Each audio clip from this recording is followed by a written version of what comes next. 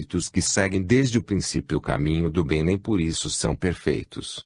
Se não têm más tendências, não estão menos obrigados a adquirir a experiência e os conhecimentos necessários à perfeição. Comentário ao item 127. Por isso, a necessidade da encarnação para todos os espíritos está patente. A revelia de Holstein, no texto holsteinguista. Se os espíritos procedem do princípio inteligente, por desenvolvimentos sucessivos e progressivos através dos reinos da natureza, como podem saltar repentinamente por cima das leis naturais e penetrar no plano dos espíritos perfeitos, onde a reencarnação não é mais necessária? Eles podem, graças ao livre-arbítrio, escolher entre o bem e o mal, mas acaso esse próprio discernimento não provém da experiência e do conhecimento? Como provam a sua capacidade de manter-se no caminho do bem se não forem submetidos às tentações e atrações da existência carnal, no prosseguimento natural da sua evolução? Mas a tentação da novidade, o desejo de encontrar uma saída para o maravilhoso, a fascinação do imaginário, é um abismo permanentemente aberto aos pés do holsteinguismo. Os ministros de Deus não suportam a estreiteza lógica do raciocínio humano.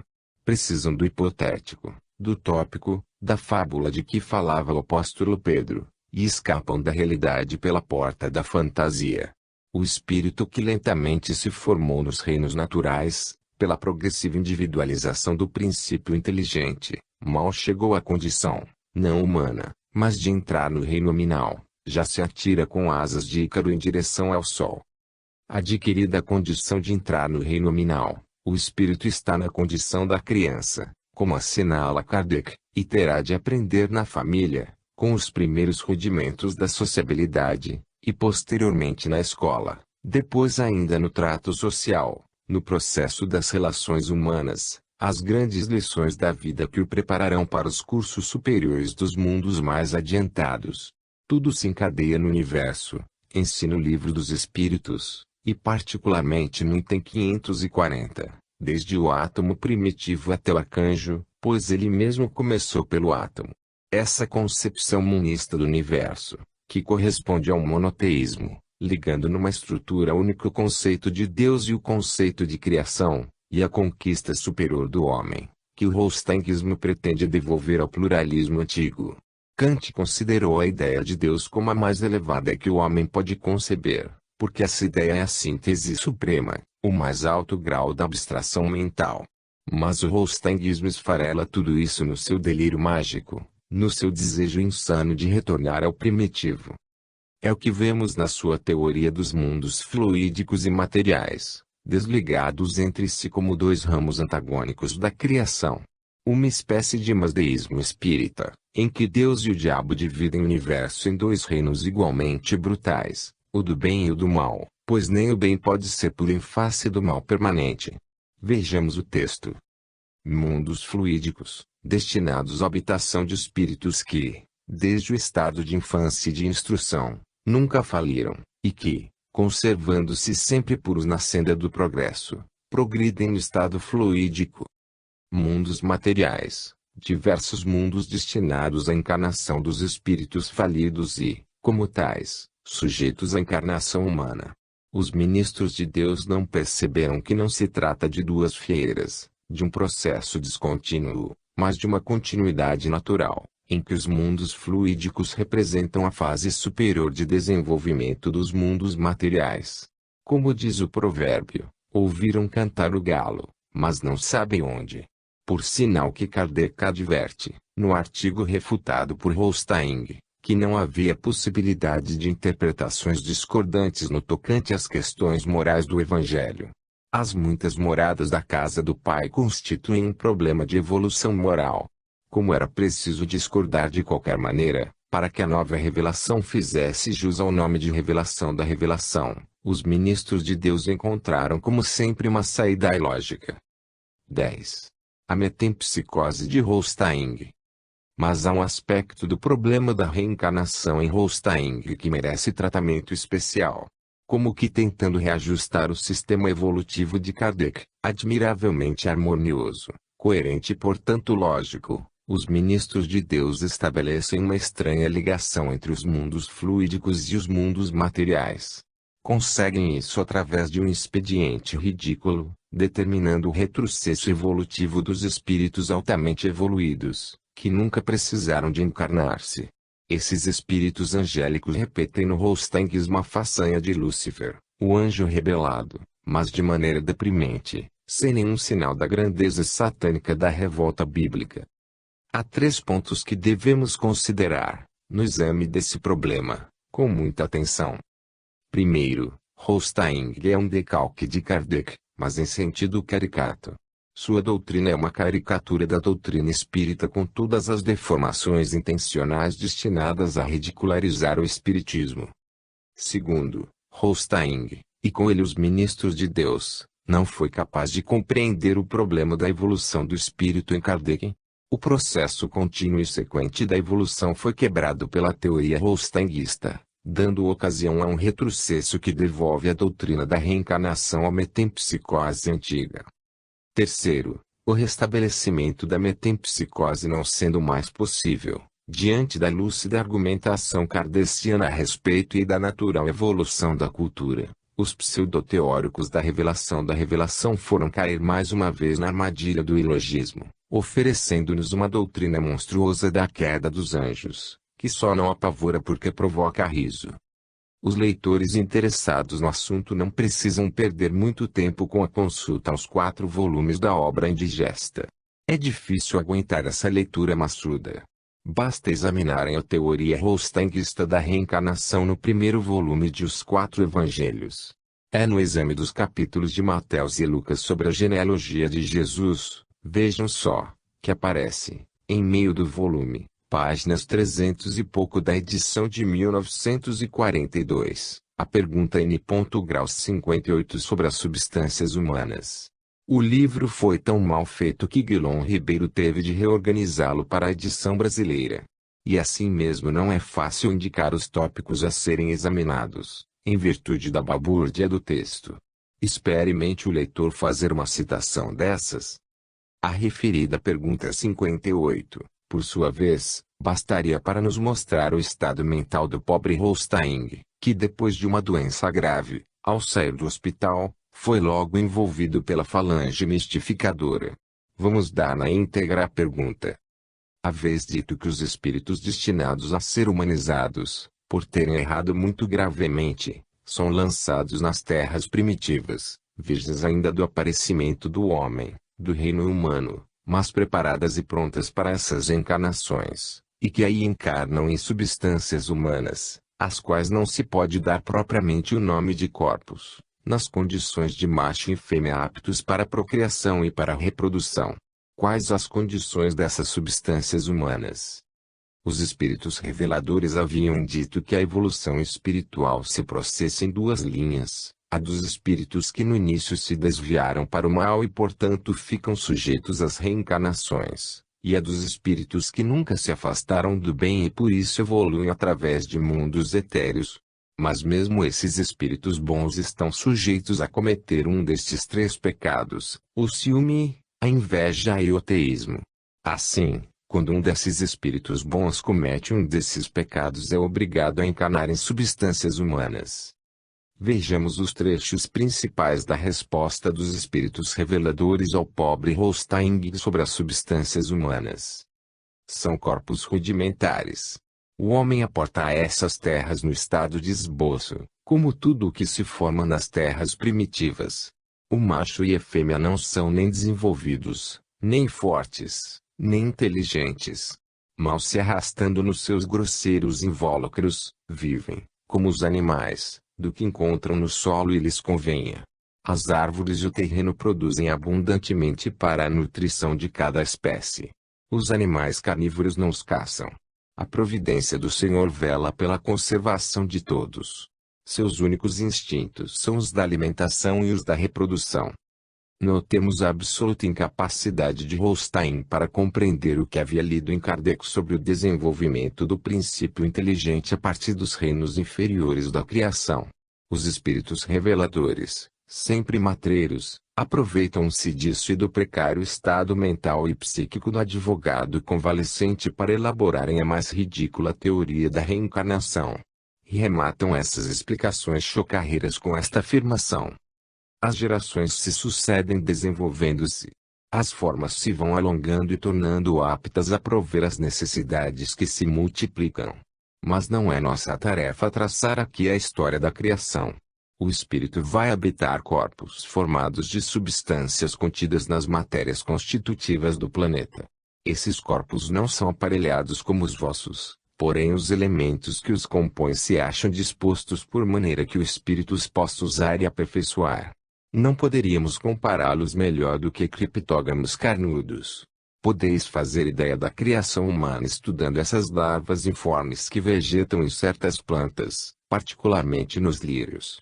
São uma massa quase inerte, de matérias moles e pouco agregadas, que rasteja ou antes desliza, tendo os membros, por assim dizer, em estado latente. Essa é a revelação da revelação. Holstein copia e desfigura Kardec acrescentando aos seus ensinos os maiores absurdos. Note-se que essas criaturas estranhas, em forma de larvas e lesmas, são encarnações de espíritos humanos que haviam atingido alta evolução sem passar pela encarnação humana. Depois de desenvolverem a razão em alto grau e de haverem colaborado com Deus nos processos da criação, chegando mesmo a orientar criaturas humanas, voltam à condição de criptógamos carnudos. Mas por que falam os reveladores em substâncias humanas? Por que não simplificam as coisas, dizendo simplesmente que esses espíritos decaídos vão encarnar-se em lesmas? Porque é preciso enganar os espiritistas que aceitam Kardec e sabem que a evolução espiritual é irreversível, que o espírito humanizado não pode regredir ao plano animal. É o mesmo processo de sofisma, de tapeação, usado na questão do corpo aparente de Jesus, quando falam em encarnação fluídica para escaparem ao anátema de João contra os que dizem que o Cristo não veio em carne. As substâncias humanas dos criptógamos carnudos são uma invenção absurda e tola. E tanta gente a defender essas bobagens dentro do espiritismo. Mas o que são criptógamos carnudos? Por que esse nome estranho? Tudo tem a sua razão na máquina infernal do ilogismo holsteinguista, embora seja sempre a anti-razão que entra em cena. Apreciemos o assunto à luz da razão para tentar esclarecê-lo. A palavra criptógamo é empregada cientificamente para designar certas plantas cujos órgãos reprodutores não aparecem, são ocultos.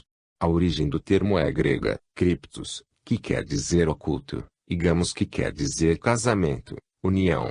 Assim, criptógamo é um exemplar de espécie vegetal que tem os seus órgãos reprodutores escondidos.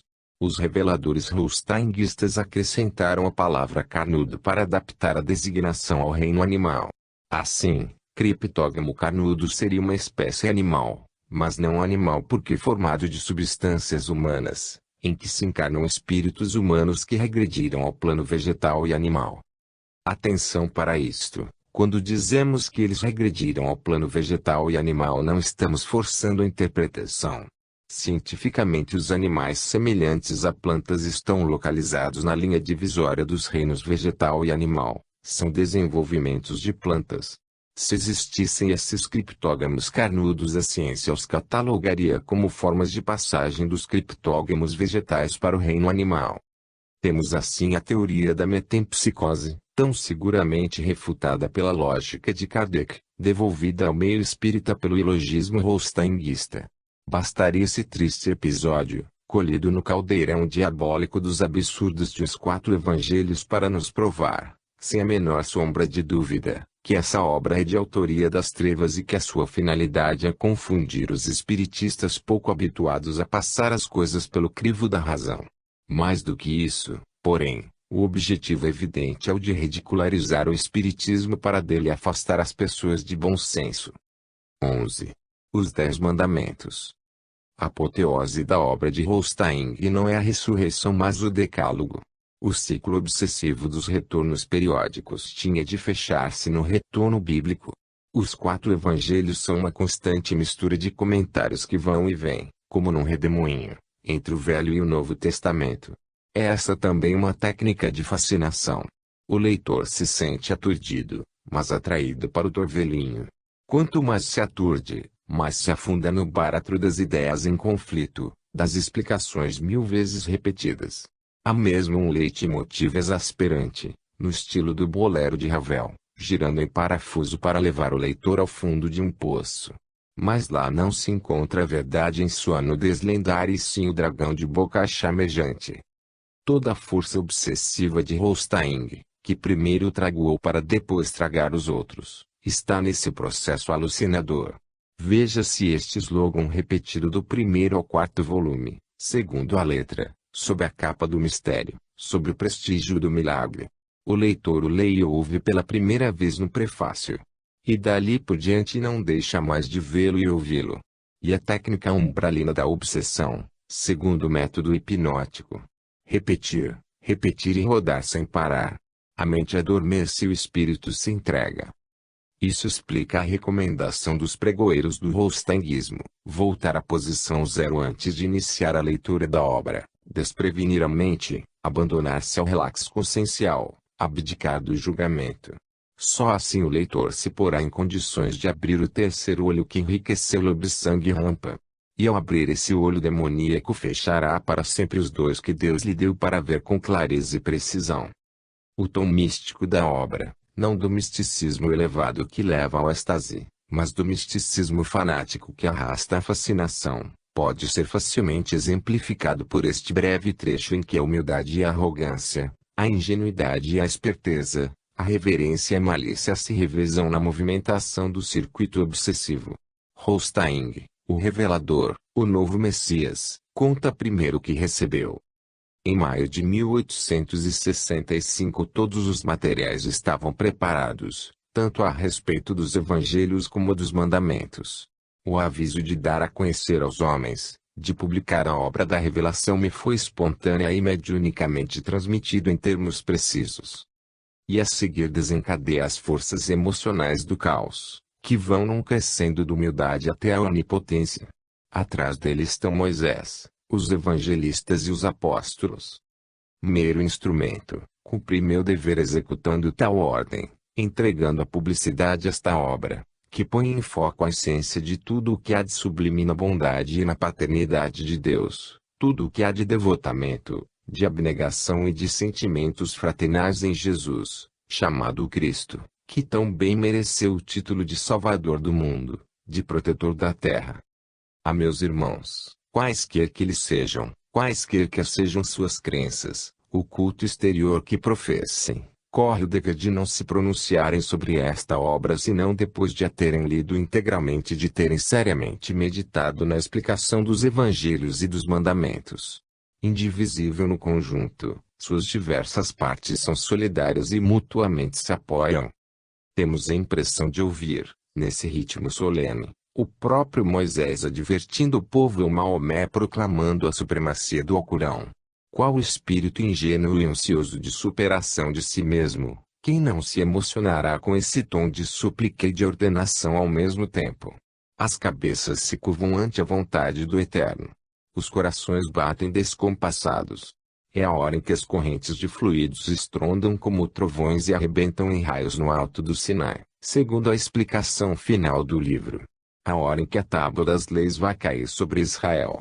A liberdade cristã é uma promessa distante, mas os espíritos crédulos esperarão através de 2000 páginas, equivalentes aos 2 milênios do cristianismo deformado pela dogmática dos clérigos.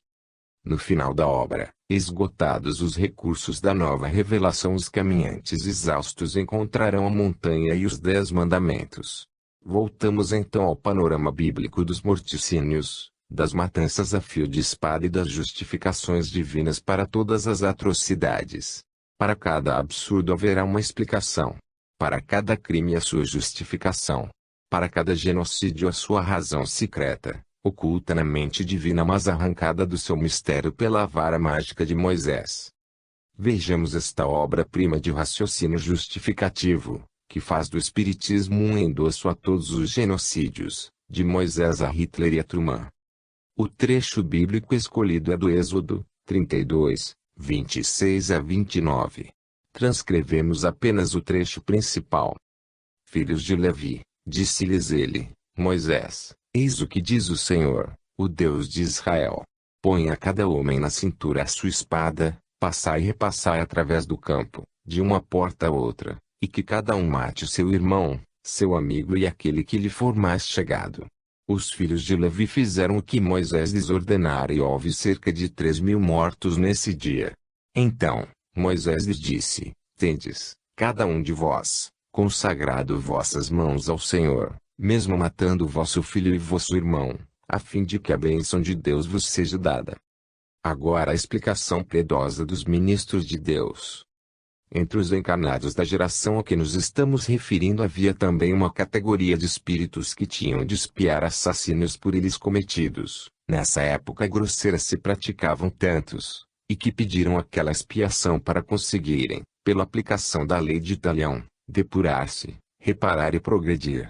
Os que tombaram mortos aos golpes dos levitas tiveram uma sorte prevista e por eles pedida, porquanto uns pertenciam à categoria dos que haviam tomado por missão manter na terra e popularizar a ideia da unidade de Deus e rogado que o curso da existência terrena lhes fosse detido, caso faltassem aos seus compromissos. Pertencendo os outros a dos que, tendo de expiar assassínios por eles cometidos anteriormente, pediram aquela expiação e enfrentaram. Foi assim que nenhum golpe se perdeu, porque, em circunstâncias tais, como deveis compreender, os espíritos protetores, prepostos a vigiar as provas e expiações de cada um, para que elas se cumprissem, impelindo os culpados ou dirigindo as espadas dos que acutilavam, faziam que aqueles recebessem os golpes que os prostrariam. Os mandamentos, assim, explicados, tornam-se humanamente aceitáveis e a revelação espírita se engrandece na perícia com que os espíritos protetores dirigiam os golpes assassinos. Entretanto, na tábua das leis estava gravado o mandamento, não matarás. Essa explicação está assinada por Moisés, Elias, João, Mateus, Marcos, Lucas, João, assistidos pelos apóstolos. O primeiro João é o Batista, o segundo o Evangelista.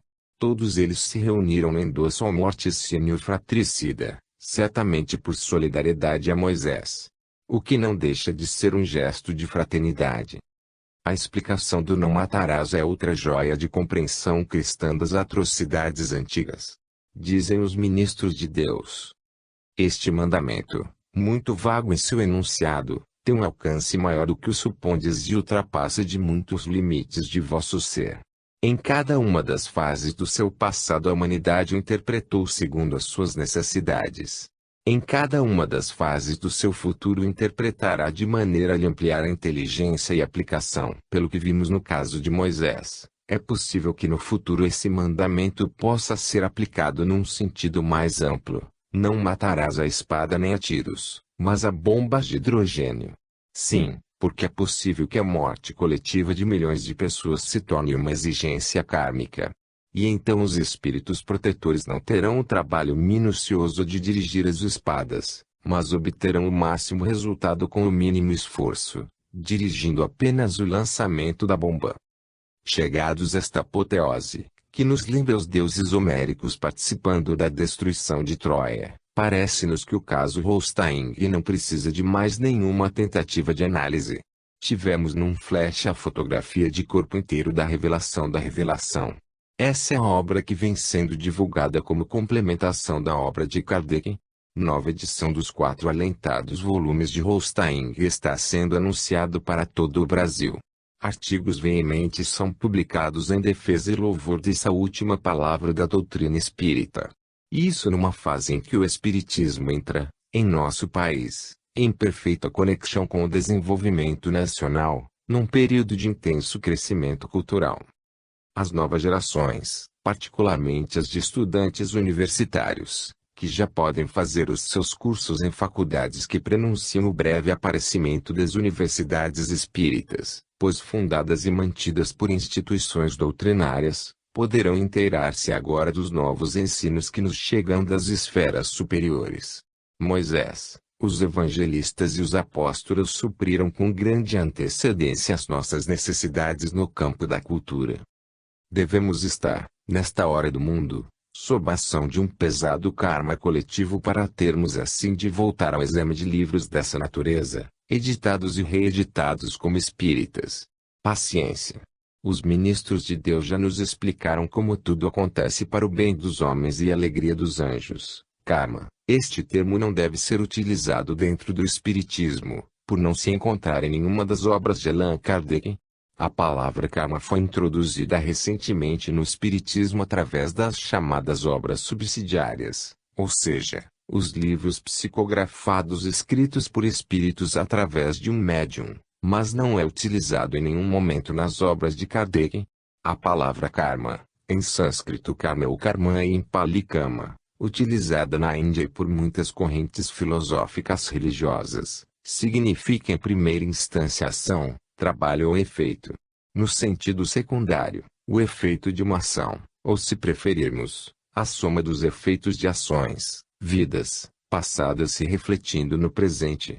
Na concepção hindu, karma quer dizer destino kanga, determinado ou fixo, ou seja, aqueles cujos atos foram corretos, depois de mortos renascerão através de uma mulher brahmane, virtuosa, ao passo que aqueles cujos atos foram maus, renascerão de uma mulher pária, castas inferiores, e sofrerão muitas desgraças, acabando como simples escravos.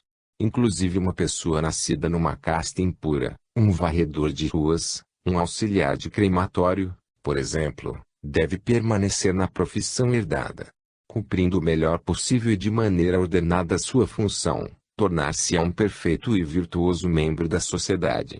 Por outro lado, ao interferir nas tarefas de outras pessoas, ele será culpado de perturbar a ordem sagrada. Mesmo a prostituta, que dentro da hierarquia da sociedade está aquém da virtuosa dona de casa, pode participar, caso cumpra com perfeição o código de sua desprezível profissão, do supra-humano e transindividual poder sagrado que se manifesta no cosmo. Ela pode até fazer milagres que desconcertam reis e santos. Sabemos, por orientação dos espíritos, que quando reencarnamos não escolhemos um destino e sim um gênero de prova que cabe a cada um enfrentar ou recuar. Desta forma, não devemos usar a palavra karma dentro do espiritismo e sim causa e efeito, porque os detalhes dos acontecimentos da vida estão na dependência das circunstâncias que o homem provoca, com os seus atos. Se encararmos o karma como um fim total e irredutível, teremos um problema sério quando falamos de existência e sofrimento. O karma foi inventado pelos arianos, quando estes invadiram a Índia pelo rio Indo, trazendo consigo sua religiosidade e criando as castas para se diferenciarem dos párias e rebaixá-los a posições subalternas. Se pensarmos no karma como um fim último, estagnamos o homem. Da mesma forma, quando aprovamos ou aceitamos a salvação apenas pela justificação da fé ou através da predestinação. O karma na época surgiu para os indianos como uma possibilidade de explicar e entender o mundo, o homem e sua existência. Se realmente existe os deuses ou um Deus bom, porque algumas pessoas nascem gênios e outras idiotas.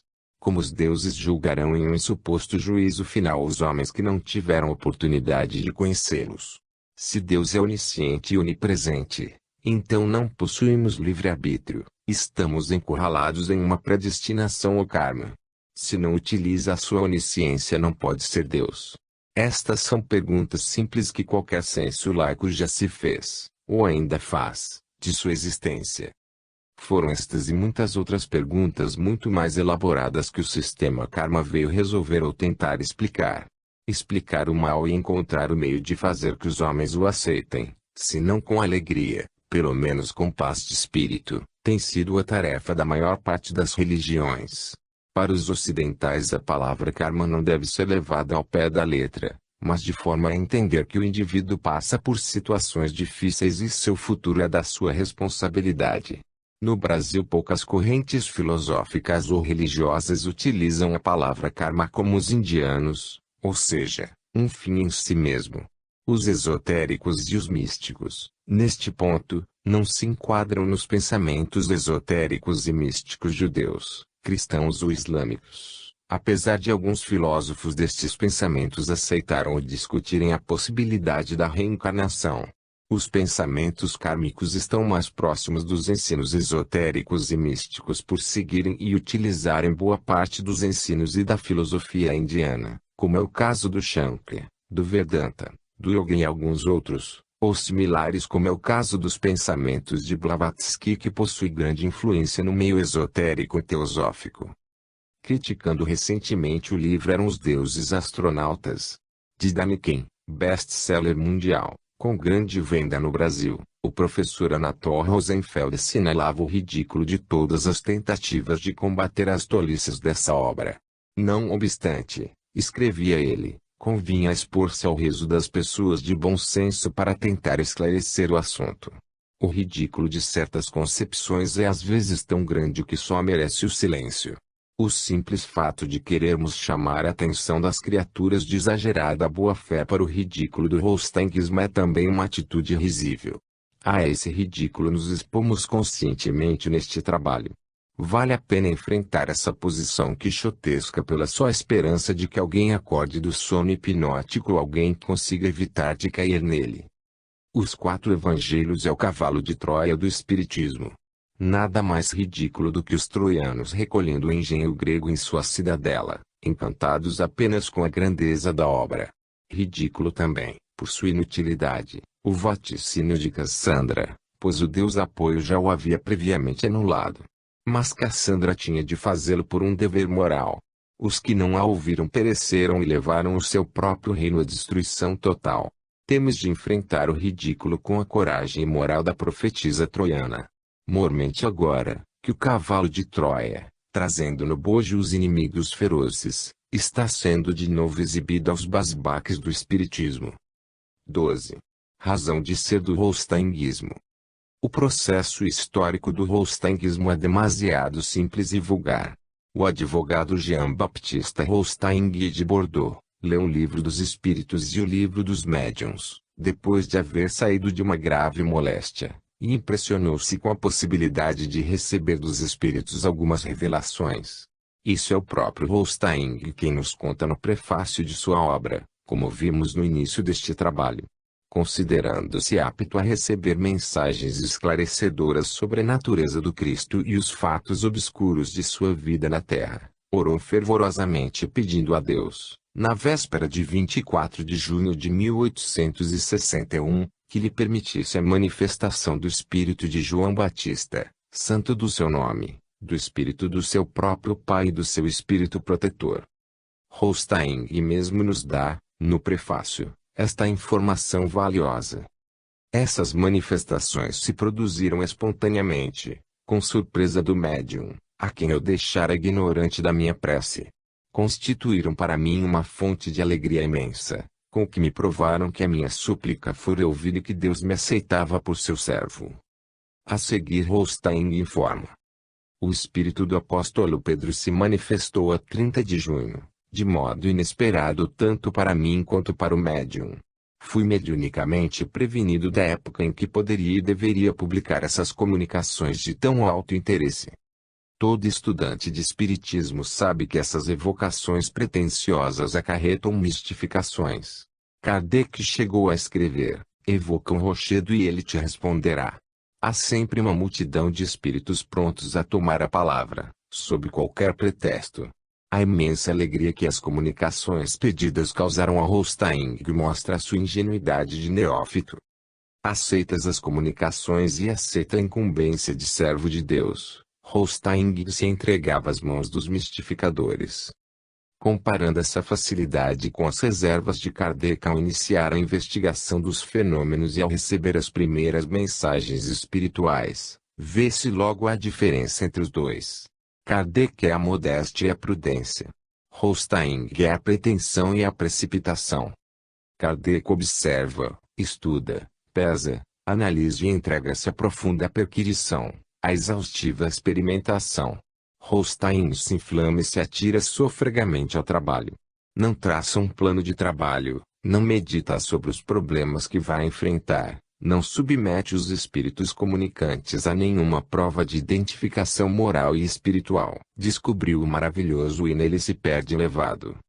A gênese do rostanguismo é, portanto, o anseio do maravilhoso.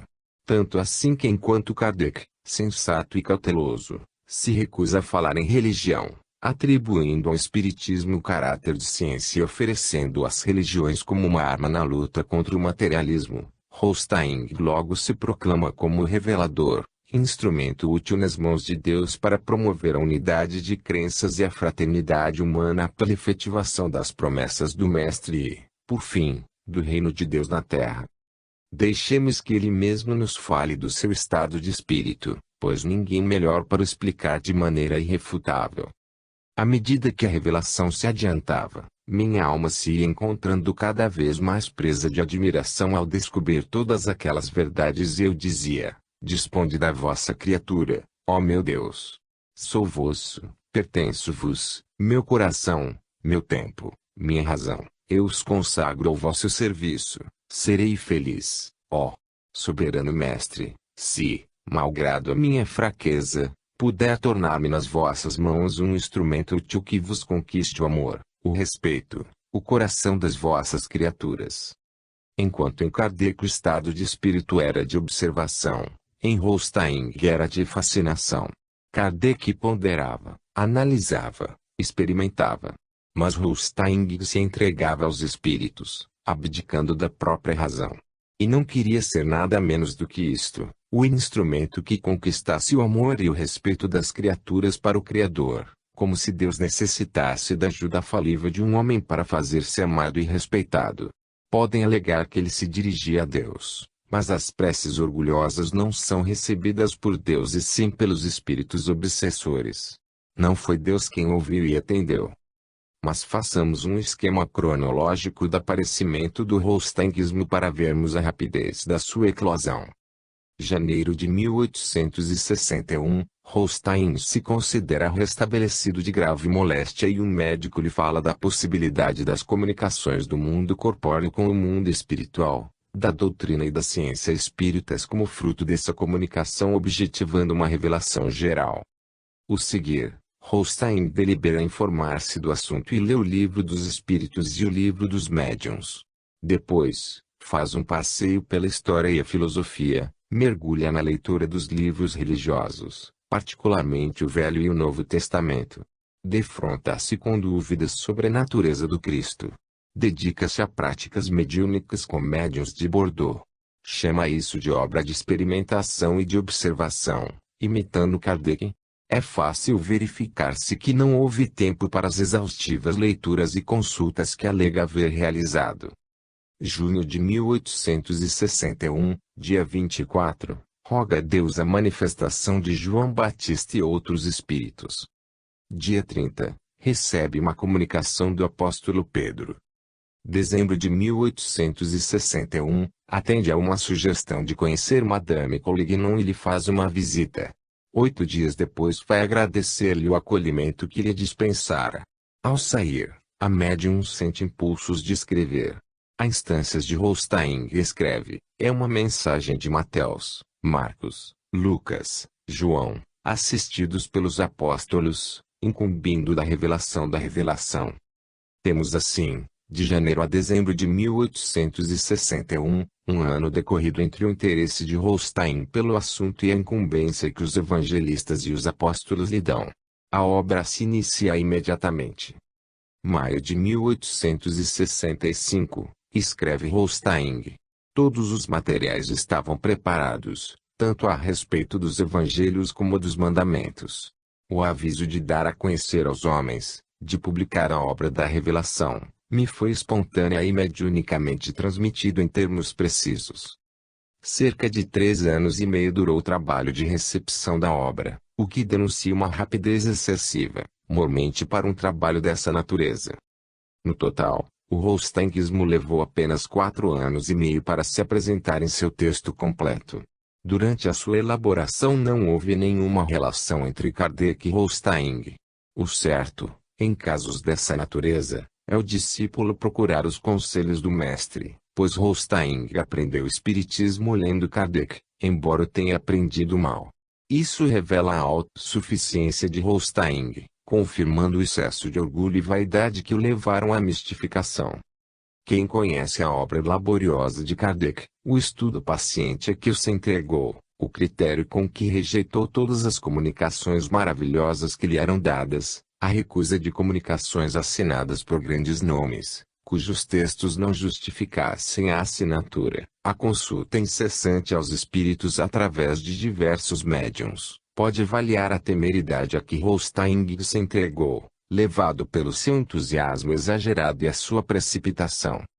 Historicamente, a razão de ser do holsteinismo é apenas esta: a inquietação de um convalescente que se impressiona com a obra de Kardec e tem a pretensão de superá-la, esclarecendo pontos obscuros dos evangelhos com a ajuda dos espíritos superiores, através de comunicações por alguns médiuns seus conhecidos e conterrâneos, que, por fim, são substituídos pela médium única, Madame Collignon, responsável mediúnica por todo o texto. O próprio Holstein provoca a revelação evocando os espíritos, ao contrário de Kardec, que estuda os fenômenos e é surpreendido pela revelação em meio de seus trabalhos de experimentação mediúnica. A posição científica de Kardec opõe-se à posição vulgar de Holstein, um homem vaidoso que se deixa levar pelos espíritos mistificadores, aceitando as explicações mais ridículas e absurdas para o esclarecimento de problemas escriturísticos. O grande advogado não passava de um grande ingênuo. 13. O holsteinismo no Brasil. Quais os motivos da penetração do holsteinismo no Brasil? Como e por que ele conseguiu enraizar-se na chamada Casa Máter? Por que nos defrontamos agora com uma recrudescência dessa pseudo-doutrina? Parece-nos que tudo se resume numa questão de formação religiosa, tendo por fundo a formação racial brasileira e o período medieval do nosso desenvolvimento nacional. O holsteinismo chegou ao Brasil num momento crítico, quando a nossa cultura estava sendo abalada por várias infiltrações europeias. Entre essas, o espiritismo, que chegara da França e empolgara alguns espíritos cultos na segunda metade do século passado. O holsteinismo se apresentava como integrado no espiritismo e tocava de perto a sensibilidade mística de alguns ex-católicos. A França era então o centro da civilização e Paris o cérebro do mundo. A obra de Holstein chegava amparada pelo prestígio da França e do espiritismo. Trazia ainda a chancela de Holstein, nome respeitado nos meios jurídicos de Bordeaux, e fora recebida mediunicamente por Madame Collignon, pertencente à prestigiosa família de juristas. Todo esse aparato impunha Holstein à nossa inteligência. Mais do que isso, porém, a obra trazia um grande alívio aos espíritos místicos, quebrava a freza racional da obra de Kardec e restituía ao Cristo a sua condição sobrenatural. Para homens profundamente religiosos, como Bezerra de Menezes, que fora exemplo de católico praticante, Antônio Luiz Saião, Bittencourt Sampaio e outros, cujos atos atestam o predomínio do sentimento religioso à razão crítica, a obra de Holstein surgia como tábua de salvação, livrando-os do racionalismo kardeciano. Holstein era a volta ao maravilhoso, ao Cristo místico, divino no espírito e no corpo. Dessa maneira, Holstein devolvia a essas criaturas as ilusões da religião lírica que as embalara desde a infância.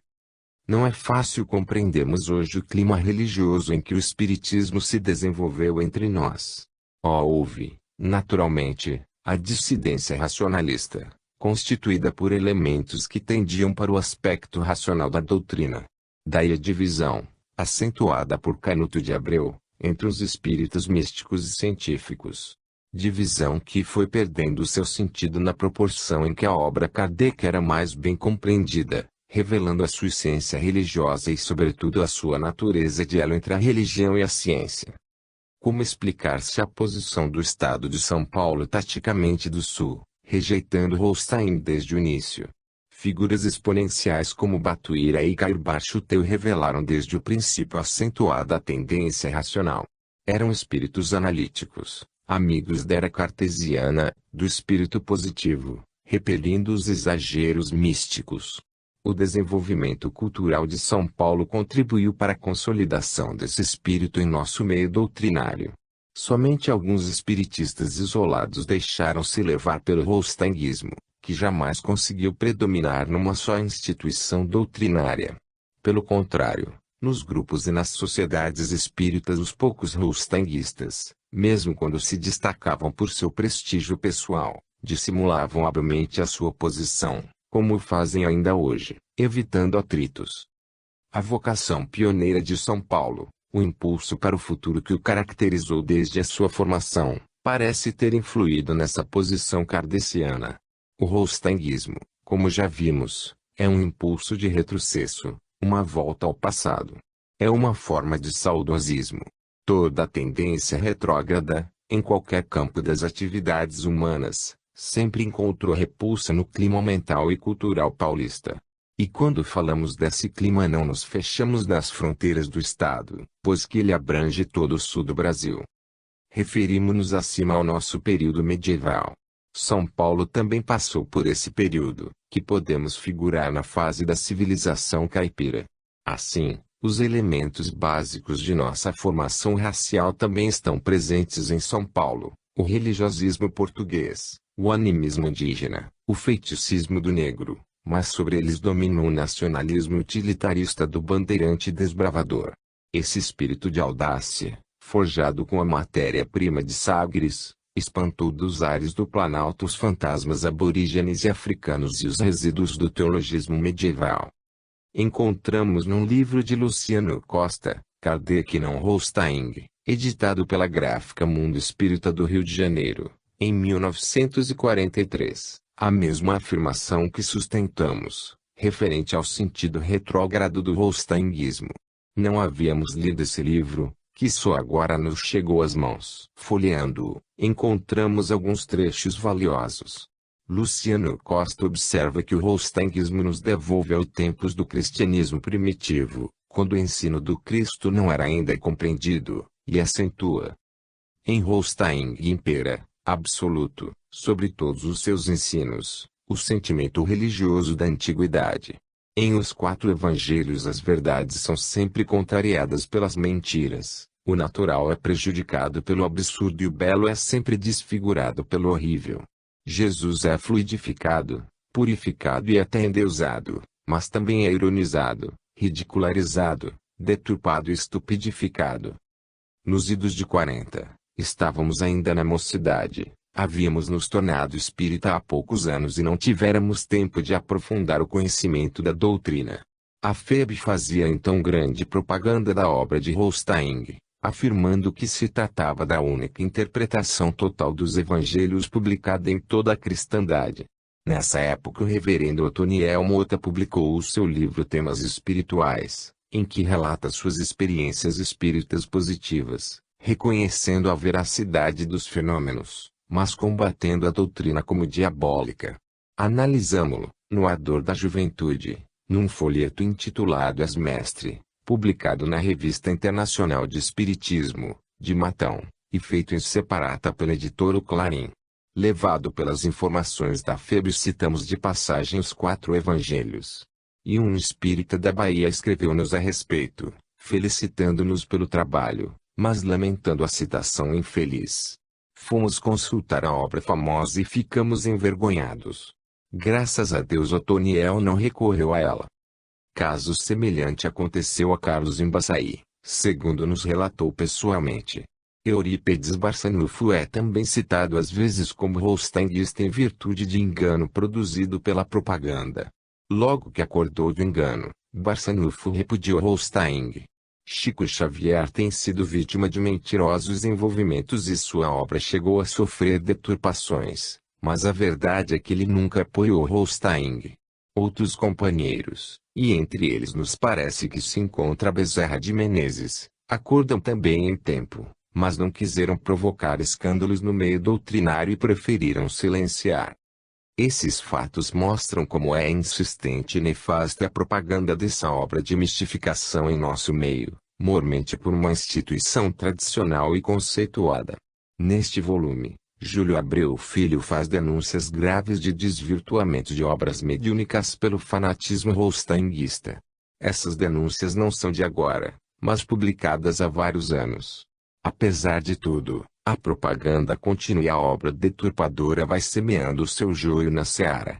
O silêncio estabelecido pelo Pacto Áureo deu resultados negativos, pois toda uma geração espírita se formou nesse período e agora está sendo colhida de surpresa pela novidade do holsteinguismo. Por esses frutos podemos avaliar a árvore. Qual o bom fruto que o holsteinguismo produziu? Qual? Por tudo isso, e pelas suas consequências desmoralizadoras, é necessário que os espíritas sinceros não se calem. É preciso dizer, em alto e bom som, nas palestras e conferências, nos artigos e nos livros, a verdade sobre a obra de Holstein. A análise que acabamos de fazer tinha a pretensão de ser apenas análise, e acabou nos levando obrigatoriamente ao terreno da acusação. Porque não é possível calar diante da astúcia dos mistificadores e da fascinação dos que aceitam e aplaudem. É dever dos espíritas sinceros combater a mistificação holsteinguista neste alvorecer da era espírita no Brasil. Ou arrancamos o joio da seara ou seremos coniventes na deturpação doutrinária que continua maliciosamente a ser feita. O Cristo a gênero e a ridicularização do espiritismo, que se transforma num processo de deturpação mitológica do cristianismo. A doutrina do futuro nega-se a si mesma e mergulha nas trevas mentais do passado. O homem espírita, vanguardeiro e esclarecido, converte-se no homem da era anticristã, no crente simplório das velhas mitologias. Para o triunfo do mal, basta que os bons fiquem de braços cruzados. Edmund Burke. 14.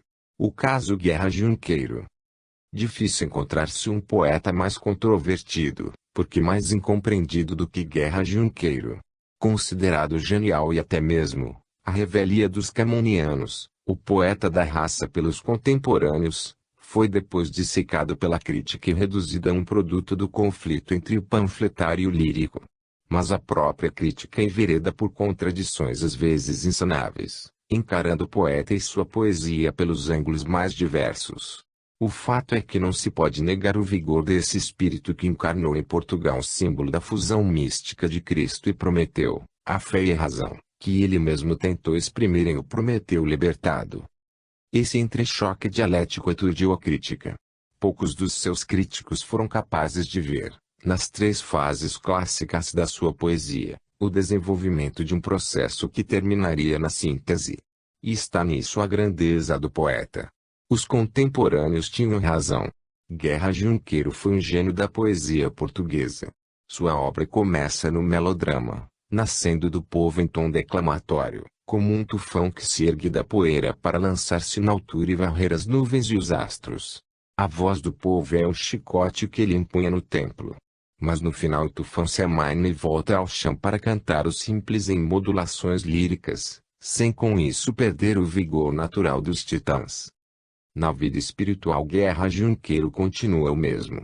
Os críticos de régua em punho encontrarão nesse fato um bom motivo para rejeitá-lo, livrando-se facilmente da preocupação com a imortalidade.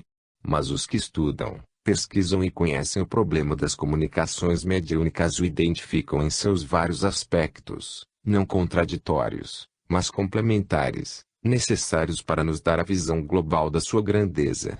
É fácil olhar para uma montanha de minérios, como as que vemos em Minas Gerais, e dizer simplesmente, é estéril e feia, áspera e vulgar. Mas a atitude legítima, e por isso mesmo difícil, é vê-la na multiplicidade da sua grandeza, em que tanto encontramos a aspereza das rochas como a doçura das flores e a riqueza mineral. Nos poemas que ainda hoje nos envia do além, essa multiplicidade de aspectos continua presente.